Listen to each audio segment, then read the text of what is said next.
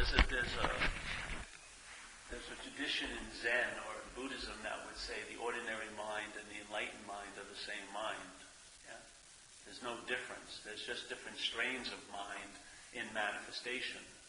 So most of the major strain here is self-centeredness. Yeah? Most people are living from this reference point, and by living from here and feeling like life is coming to this and then issuing forth from this, there's the sense that I must be this. Yeah? And so that's self-centeredness. But that's just one strain of mind. Mind is a lot of strains of mind. There's systems, like you wouldn't even call them a system, but there are aspects of mind that don't have self as the center. You know, they don't see everything as how it pertains to a false you. It doesn't work that way. You see things totally different. Yeah? You don't see it like everything pertains to you, which is how we see things here in self-centeredness. Everything, it's like living in a funnel. Everything gets funneled back to the idea of being you. And that's the root of the disease. Your discomfort is being obsessed with what you're not. It's incredible. That obsession, and to me it's not obsession, that's what the mind does to reinforce the identification. Identification is a different ballgame than obsession. Much different. You know, obsession, like when I was doing drugs, you know, very sporadically actually. When I was doing drugs, cocaine, I did a lot of cocaine, but I never became coke, you know. I never thought I was cocaine. No matter how much I shot it, or did it, or sold myself for it, or devoted my life to it. Really, and I was quite devoted. I never became it. I never merged with cocaine. You know what I mean? But we're living in that pseudo-merger already. We're identified as this. I mean, we may have been asleep when all the obsession brought us to this incredible quantum leap into identification, but we seem to have started from there. We've started from identification. Yeah? And then in that identification, the mind gets obsessed over many things, but nothing compares to the identification. Because you don't even know it's going on. Yeah? You really don't. But obsession, you know, people can point it out to you, and then you'll probably maybe begrudgingly or be open to it. Oh, thank you. I didn't know I was that freaking obsessed. Thank you for shedding light. But when you try to shed light that they're not a self, forget it. It's like you're going to be strung up. That's something the mind doesn't want to go to. It never wants to look at the sense of being a personal doer. I've done a lot of talks, and that's the thing that flips most people out the most, is when you say that. Because if there weren't, quote unquote, your actions, then whose life would it be anyway? The whole determination that it's you living here is because you believe you're doing things, and you believing you're omitting things that maybe you should have done or shouldn't have done. And then the mind just riffs on that idea of being a personal doer. But then Lord Buddha says, or supposedly said, you don't know what he said, because they didn't write anything for 300 years after he passed away. But one thing that's, attributed to him was that it says, events happen, deeds are done, but there's no individual doer thereof. Yeah. So life goes on just as it seems to be going on, but that leap into it must be going on because I'm here doing something, or I'm here having something done to me.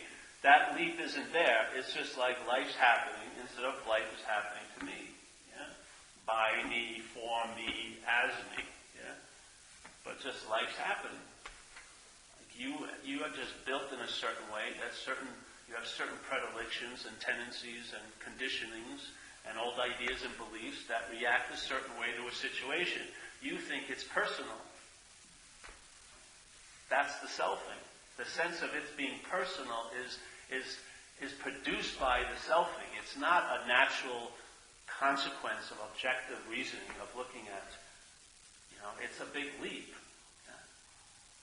In other words, there's even free will, they're finding, they found, there's tons of research coming out, but there's this one that someone just sent me one where, once again, they proved that when someone seemingly makes a choice, the brain fires like 7 seconds before the choice, yes?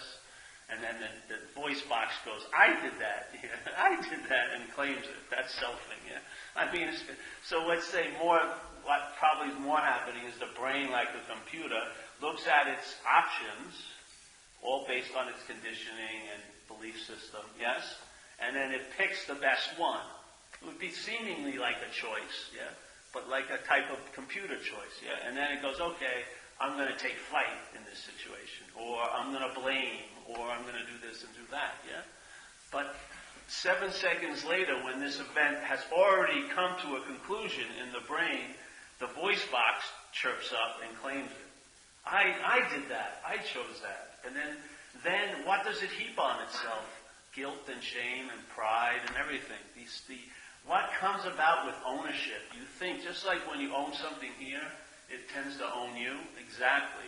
When you become the owner of a life, all that life you own now owns you. All the ideas you had about it seem to be like fucking vice-like. Yeah? It's just, the activity of claiming produces huge effects that aren't produced when there's no claiming. Yeah? It gets so far in certain spiritual circles that they believe, they would say terms called non-action, yeah? Non-action. Someone who's done non-action. So, in some of the ways they look at it, what they believe non-action is any action done without an identification as the doer. Yeah? It doesn't mean you don't do anything. I'm living a day of non-action. Where are you? On my couch. I'm not gonna act all day. You know? No, non-action means there's tons of action, but there's no individual doer thereof. The mind isn't entrenched in that idea. And so they actually believe in their karmic view of life, where everything is an act and reaction, says all karma comes from an act or action that's been identified. All karma. Yeah? I don't believe in karma in a sense, because I don't think there's anyone to have karma. But in the whole karmic view, it's all rooted in personal doership. What you believe you did is going to produce a reaction to the you that thought it did it. Yeah?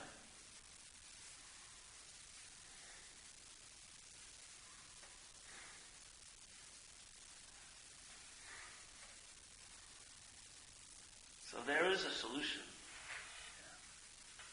For me, the solution was not obsession with self, not fighting that, not trying to civilize it, not trying to therapize it, not trying to socialize it, not trying to avoid it, not trying to kill it, yeah? Just realizing I'm not that.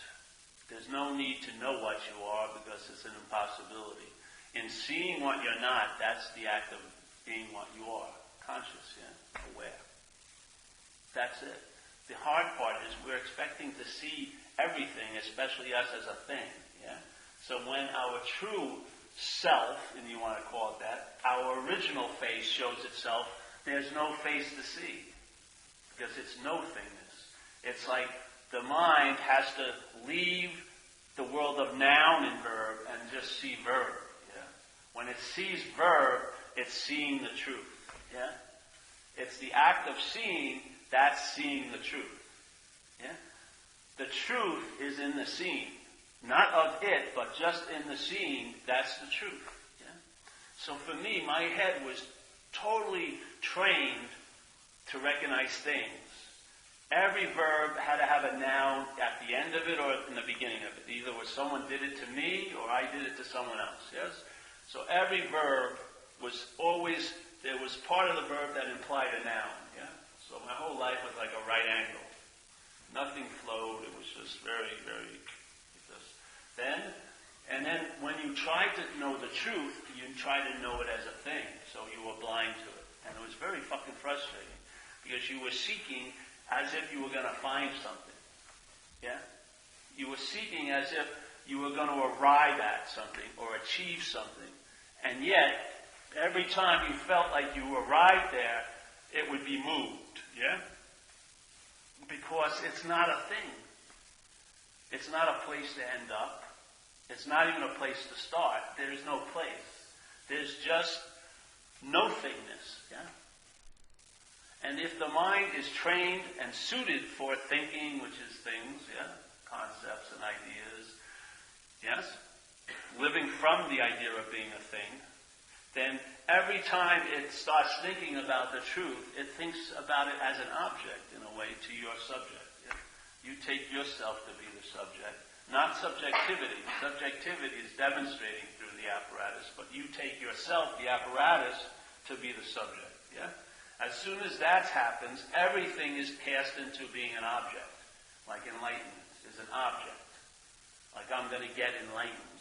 You know what I mean? Like I'm going to go get a pineapple at the store. I'm going to get enlightened. Or I'm going to wake up. Or I'm going to get the truth. Yes? So now the truth and enlightenment and waking up are cast as an object as long as you're the subject. And there's no way in hell, as being the subject, that you will ever not objectify things. They'll always be objectified when you become the subject. You cannot get out of it. Self can't get out of self, yeah? Because self is just a product of a mental process. It can't leave the process. So here's the process where an object is called upon to be the subject. As soon as it becomes a subject, everything is cast into being an object to it. Yes? So therefore, a spiritual journey, if you ever listen to people describe it, they describe it like a trip a body would take, yeah? I'm on the spiritual journey. First, what do you have to do on a spiritual journey? Find a path. What walks on a path? The spirit or a body? I've got to follow the authentic footprints of Jesus and Buddha. There's no fucking footprint to follow. It's a pathless path. What do you mean it's a pathless path? Yeah, it has nothing to do with the body. Yeah? It's an open secret. It's a gateless gate. What do you mean it's a gateless gate? Don't I have to pass through something? Absolutely no. There's no passing through anything. You're not going to reach the mountain of enlightenment after you go through the dark, cavernous chasm night of the soul. It's all made up. It's all an allegory in the mind, picturing you as a body. So every time you sing your swan song, that spiritual longing song, you're just reaffirming the dilemma. You're identified with the product of a mental process. How are you ever going to get out of anything? It's impossible to get out of anything unless you are in it. If you're not in it, all trying to get out of it is a form of being in it. When you try to get out of something that's imaginary, that's being in it. Yeah? That's how it looks to be in something, is trying to get out of something that's imaginary. What do you mean? I thought it would look a certain way. That's how it looks. That's how the mind is, yeah? When it's trying to get out of something, it's reaffirming its belief that it's in something. That's the only way that thing can seem real to you. Yeah. Everything here is seemingly. It appears to be true or false to you. Yeah. When you're in the head, when you're in the selfing, then false evidence is appearing real constantly. Like the thing we call fear in recovery, false evidence appearing real. Why is that? Well, false evidence can appear real to something that's false evidence appearing real. You as a body. You're the original false evidence appearing real. How is it going to have any discernment what's true or false when it's taken itself to be true and it's false? So false evidence will appear real to it, obviously, because it's appearing real already. It's actually very consistent. So its basis is false, and now it's trying to judge what's right or wrong. It's insanity. It's just like geometrically progressing from the first mistake. I'm going to, as much artificial light I can put on the subject, I'll really figure it out. No. That has no illuminating quality. It's like self-knowledge avails us nothing. Yeah. If you're identified as self, if the selfing has a sway over you, if what the selfing implies is producing a sense of being that, yes, then all the light that's using is a form of blindness, because self-knowledge avails you nothing. You get tons of knowledge about self, but you don't get any freedom from it. Who gives a shit if you know everything about self? It's like like a professor of holes. You go hear him talk. Oh, this guy knows everything about holes. Next day you see him in one. What the fucking point is? What's the point of the knowledge? There he is in the same hole again, but he knows about it. Oh, great. I'd rather just not fall in a hole. I want knowledge that's applicable. I don't want knowledge as more shit to store. It just makes you travel heavier, because then you invested in being right. There'll be maybe no translating in an ease and comfort, but you're right. You see people in recovery, they think they're right because they have 25 years, but they're dry like papyrus. They're ready to go up at any second. But they think, but I'm 25 years sober. It doesn't mean a fucking thing. It's not translating. It's applicable. That to me is what knowledge is. It's applicable. Yeah? And you don't need tons of it. All you know is to be opened up to find out what you need to do next. Yeah? I don't need to know why something comes to pass, because nothing's actually come to pass here. If your experiences are so real, where are they? Where are they? Where are all those embraces you bemoan the lack of right now from all the other fairy princesses and knights in shining armor? Where are they? They're not here, are they?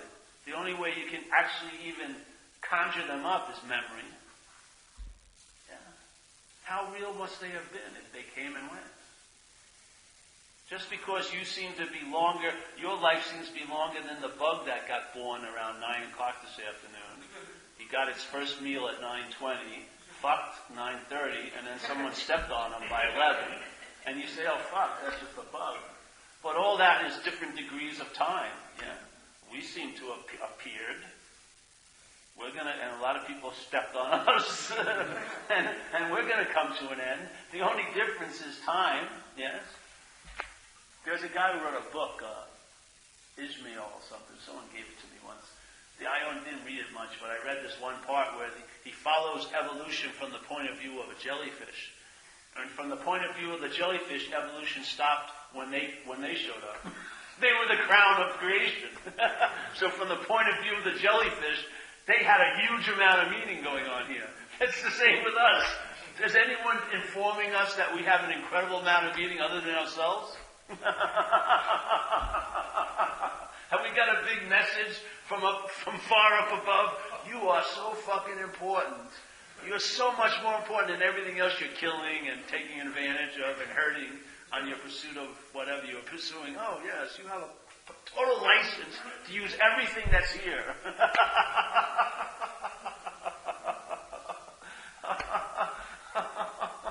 It's incredible arrogance of self-centeredness. It's like in the movies. I love to bring it up when the person's dying in the movie. They're like dying, and the person's standing over them going, "You can't do this to me. You can't leave me like this. What do you mean I'm fucking dying? Give me some space. No, you can't leave me. We have that date tomorrow night. What am I going to do? I've already paid for the reservations. Get someone else, please." Just because we're in the thick of it, we take that to be normal. That's unbelievable, isn't it? Really, it's incredible how full of ourselves. Sense of entitlement when we have nothing coming. So I don't know, this idea of being a self, I see it as a verb, yeah? The mind is doing it, it's producing it. It's a verb of mind, a mental process. So it's like if you ever watch those helicopters, when the things really move in, it looks like it stands still. It looks like a solid object, right? That's sort of what the selfing does. It does like this, and in the mind's eye, it's like an optical illusion. It takes itself to be the solid object that it's like a mirage that appears, and so it sees itself as a body. All the selfing, and then it takes itself to be that, and now all of its ability to entertain and to possibilities and all like this gets put in into the idea of being a self, and now every moment it's entertaining as a self. So instead of like pondering the incredible empty spacious sky of a beautiful day, you're sitting at your hem going, is my pants too short? I don't know. Is it touching the back of my shoe? I heard they say that. Let's see and get the mirror. 14 hours of it. Entertaining ad nauseum the hem of your pants. The same mind is entertaining the infinite space, and then that same ability entertaining thrust into selfing starts entertaining this. Look at, I like their shoes better than my shoes. It's unbelievable. You don't see it as an illness, a mental illness. All that energy, all that space shoved into this little shoebox called Paul, you know? And then it's like having a marathon runner in your cellar. The mind's just running over the same old possibilities. Oh, I will be okay. I hope I will be okay. I definitely will be okay. I once was okay. It's all in time. It's never in a sense of okayness now. It's always put off. Yeah? I will be okay after I do something. Yeah, geez. This is a timeless solution. Your mind is already that. Yeah?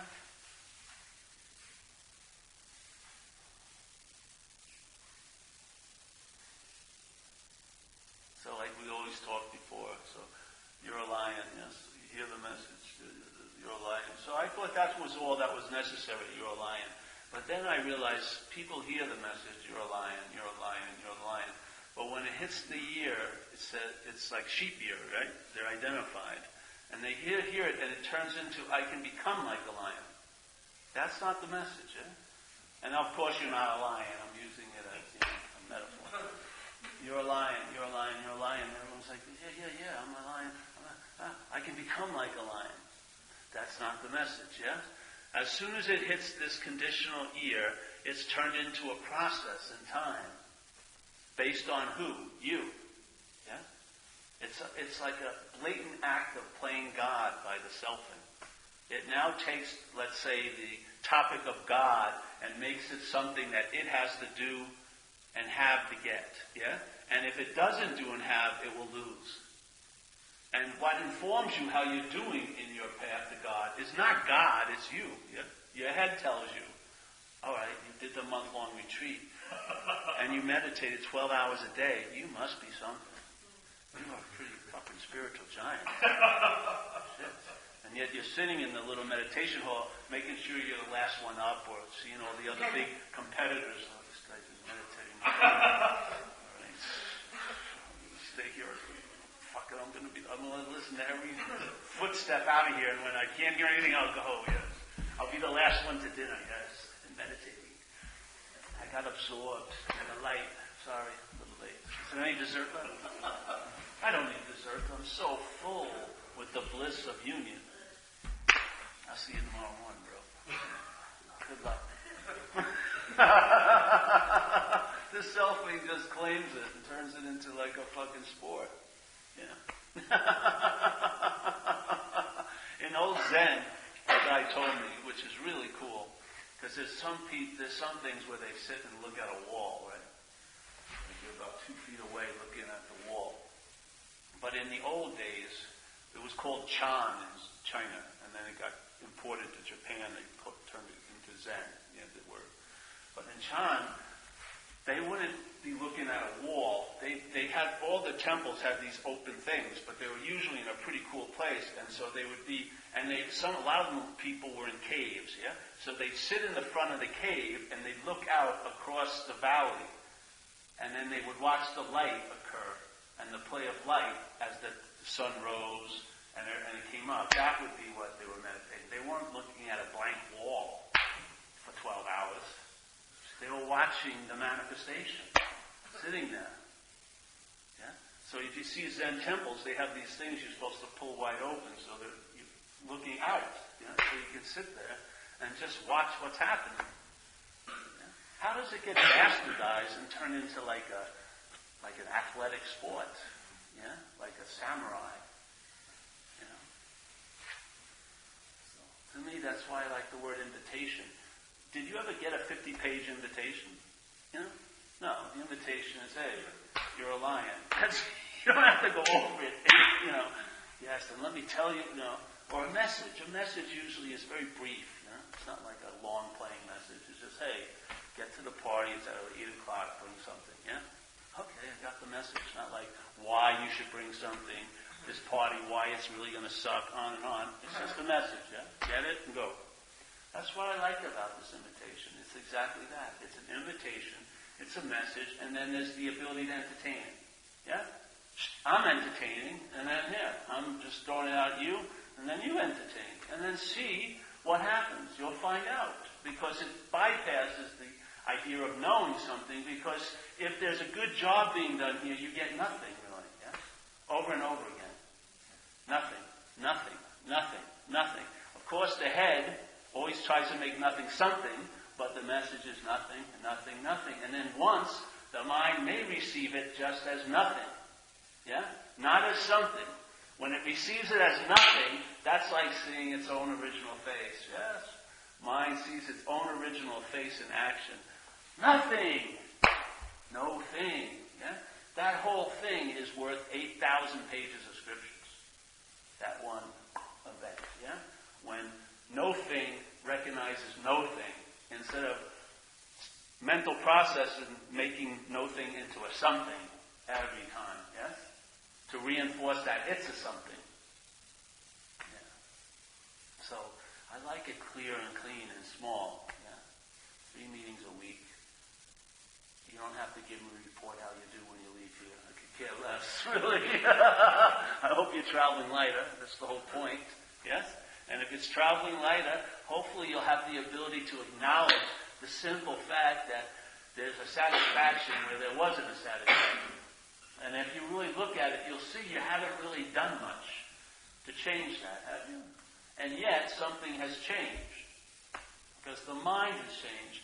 It's shifted, maybe imperceptibly to us, but it's shifted a little in that mental yogic posture of selfing. And it came out a little. And as soon as it starts coming out, the sense of its availability is there, and then the sense of its presence. It's difficult when it's like this, though, because it takes presence to be an experience it's having, just like this. Yeah? If things gets available just like this, that's not being available yet. But when it comes out of this, then it's available, and then there's a sense of presence. As soon as the mind rises up and tries to claim the presence as you, then it seems to become an object. Yes? So now it's cast into the experiential bin. So you got to go to a retreat, or you got to do this, and you got to do that to try to promote or to conjure up the presence. Because it doesn't seem to be always available at all times. Because what experience is? What experience is always available at all times? If it was, it would be a state. It wouldn't be an experience. Yeah? But when this becomes present, it has to make the presence absent. Only to come about as an experience to you, usually based on what you do or you don't do. So there's a real big playing God with God. Yeah? But if this is seen to be absent of being an inherent individual entity, when that sense is entertained as absent, then there's the presence. And it's sort of like, it may have a feeling like, oh, the presence started when I stopped, but it didn't start when you stopped. Your attention to it seemed to start when you stopped, but you get a sense that it's not stopping or starting. It's sort of like being in a giant mix that you have no idea. First of all, it has no time ingredient in it, so it didn't begin and it doesn't end, and nothing can actually stop it from being what it is. Yeah? It's always at all times, or no time, nowhere. It's either. Yeah? And neither, really. But whatever's happening here can't have an effect on it. It's not of this place. Yeah? It's like the sky, no matter what's happening in it, does never affect the sky. All the activities, explosions, rain, the sky never gets wet. The earth, the appearance gets wet, but the sky doesn't, yes? The sky is like what our mind is seemingly like, yeah? Empty and open and wide. able to entertain anything that arises, and yet not influenced or affected by anything that arises in it. In other words, its purity isn't contrived, it's its essential nature. It's pure of anything. Yes? The effects only are things on things, yeah? No thing has no effect on no thing. I can only see, if I hit this thing, I hurt this thing, yeah? But I can't hurt this thing. No thing. I can't grab it, can I? I can't make it do what I want. I don't think this space seems familiar to the space I saw 8 years ago in New York City. You know? I don't recognize it, yet there's a sense of it, yeah? Because now your eyes start getting trained. I don't just mean these eyes, I mean the eye, seeing, gets sort of opened up to sensing no-thingness, finally, once again, like when you were a kid, yeah? You start sensing no-thingness again. Yeah? The energy, the presence, the space is almost as if you're seeing a thing, yeah? Because your eye, your vision now has been, it didn't revert back to anything, just one of the possibilities that's always available has been accessed. You start sensing and intimating what's not here. What's always here, but what's not here is a thing, yeah? So when you're in a room, you sense the space.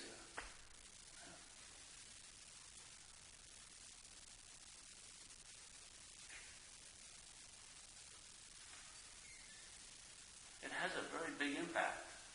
Then your wiring gets shifted. Then the mathematics of your head, instead of having one as the primary number, I, me, my, physical reference point, 0 becomes the dominant main primary number. And now equations seem to make more sense. And all of them are much lighter. And so you see the heaviest number is the number 1. Really, you. You're the one that's lopsiding all the equations. once you're injected into the equation, it gets heavy. It has to happen the way I want. It's got to equal this. But 0, nothing, everything comes from, yeah? And when you put 0 behind another number, it incredibly amplifies that number, doesn't it? You want to make 1 10 times worth more, put a 0.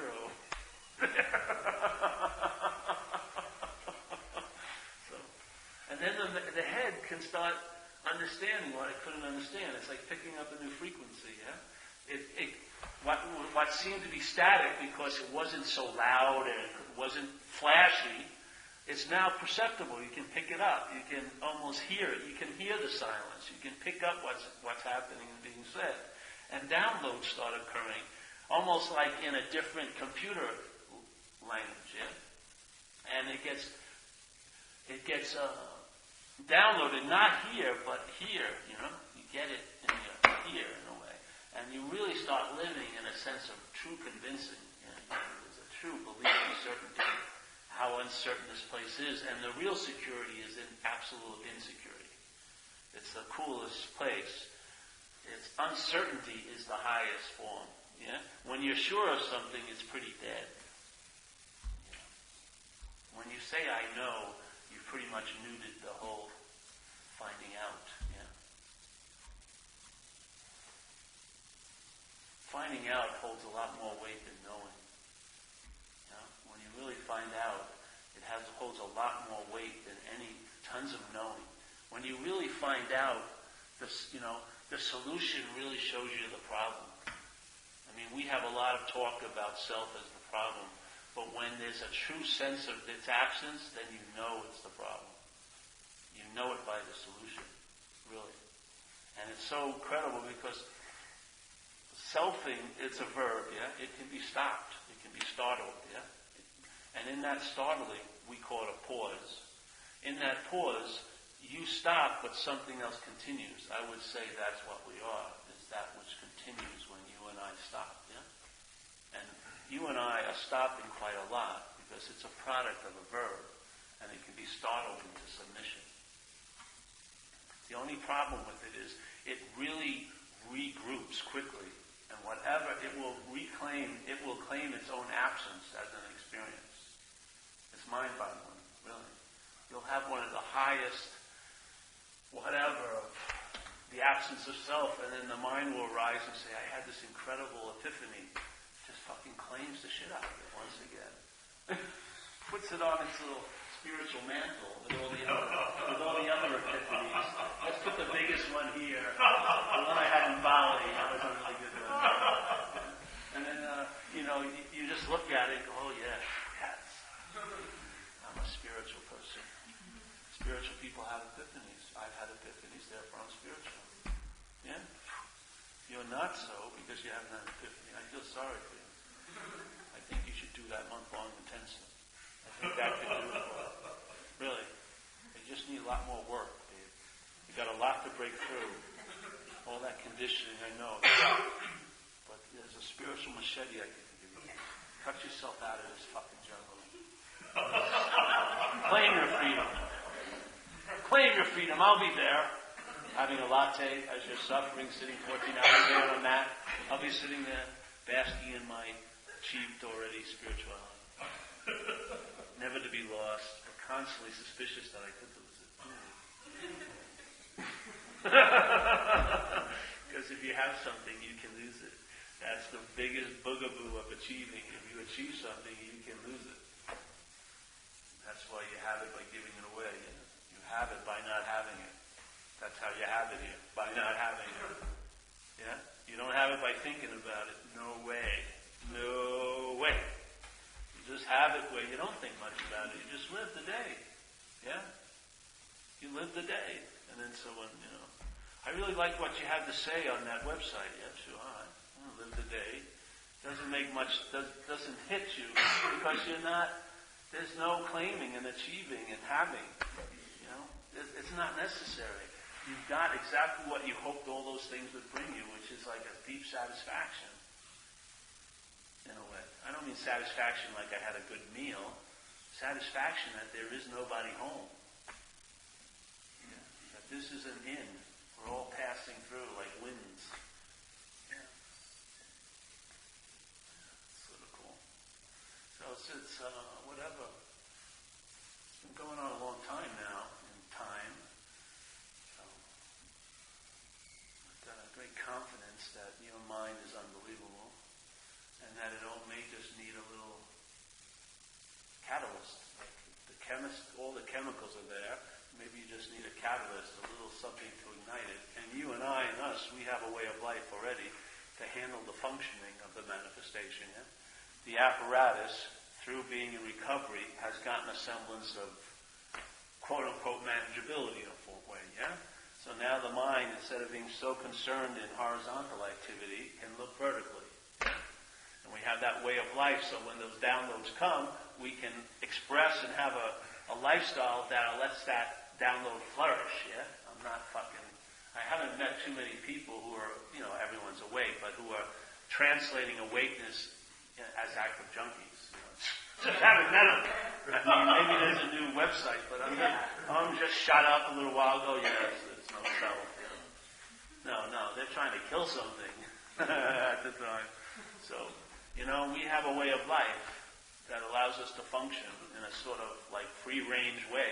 I mean, before, the only my life would have been halfway successful was being institutionalized. It's the only time I did halfway decent was when someone else was telling me what to do for 2 years into Lansing Street. Now I'm like a free-range alcoholic. I don't have to be supervised and run around. And yet, because the functioning, this apparatus, its life is based on sound principles, so we can go ahead now, and then my mind is free to entertain other possibilities. I'm not seen, not felt here, but the intimation of what's happening, actually what's not happening.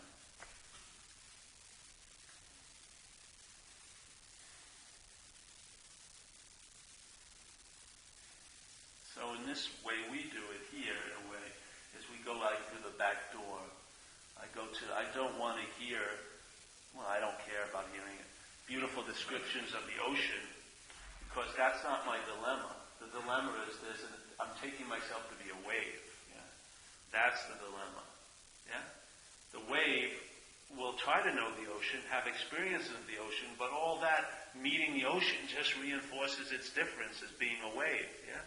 But if I'm not the wave, that's the ocean. So it's sort of, to me, like the backdoor way.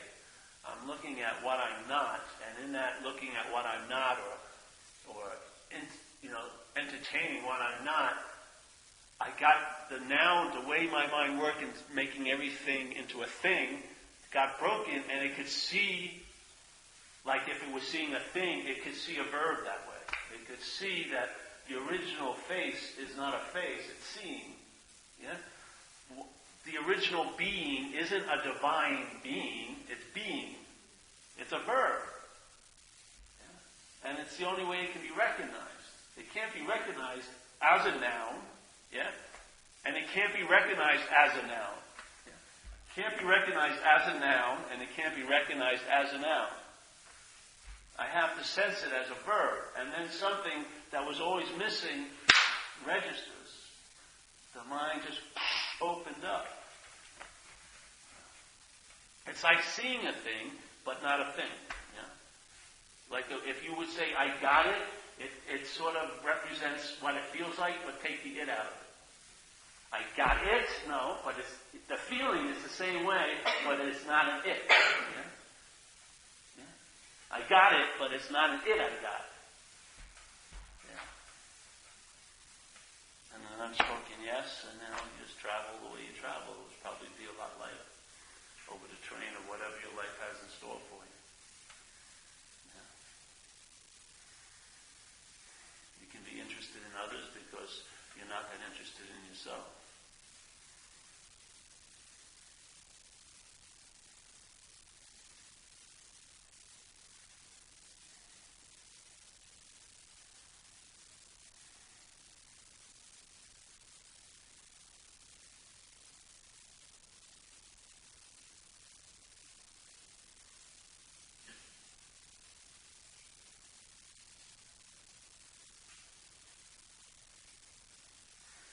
Selfing isn't it. The selfing, what it is, the product of selfing is the feeling that is happening to you. The selfing is an activity. The feeling that is driving you crazy is its product, the you that's being driven crazy. Yes?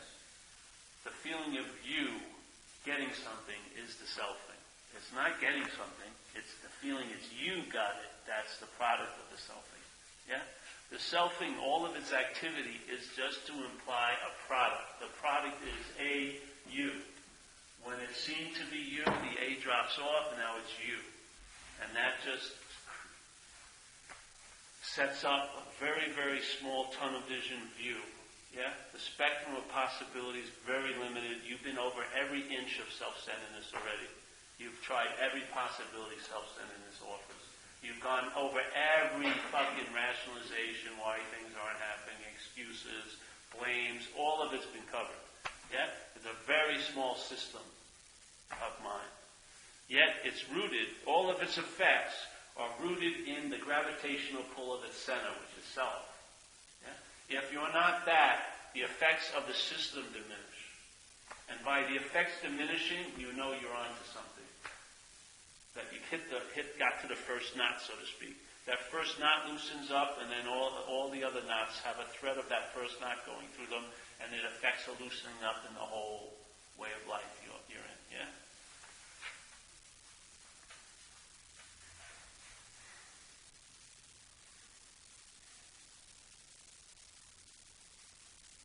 And that's that. And you find out what your seat assignment is by looking at what seat you're in. It's pretty obvious. All right, this is the seat assignment. I want that seat, but that ain't the seat assignment. You know? And it's like musical chairs. You got to get up, and no one takes a position. And it's always the music plays, and then stop, and you sit down again. There's a lot of different seat assignments.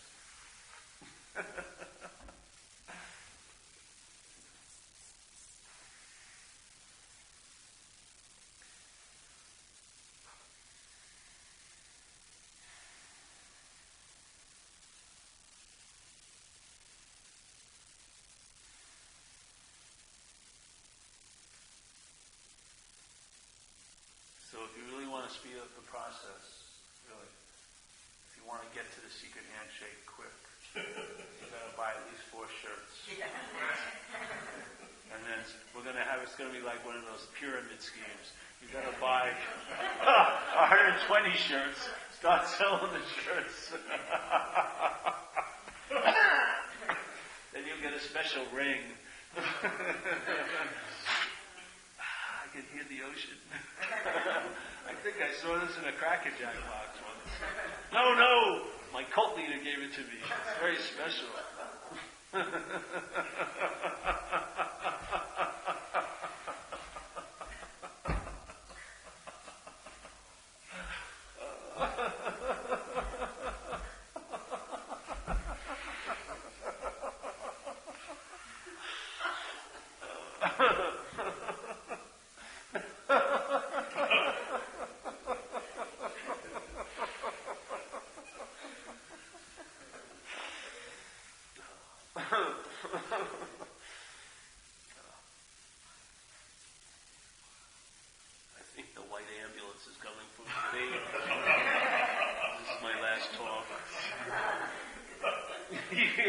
Send donations to the mental institution of Southampton, Long Island. That's when I was young. They tried to put me there when I got arrested a lot, They brought me to this place out in the end of Long Island. And it was like all these grass things with little beautiful things, and he had beautiful classical music playing, and they had chaise lounges. I couldn't wait to go. I swear to God, I said, yeah, I want to go in here. And they wouldn't take me. It looked great. So people just kicked back and say, beautiful music, grass. I said, yeah, I want to come here, Mom, please. No.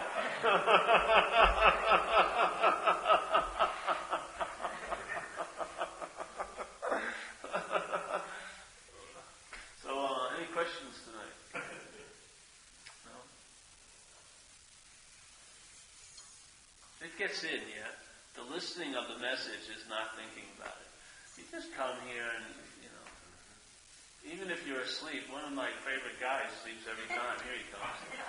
He woke up. He's probably doing better since he's been sleeping than he ever did when he was listening.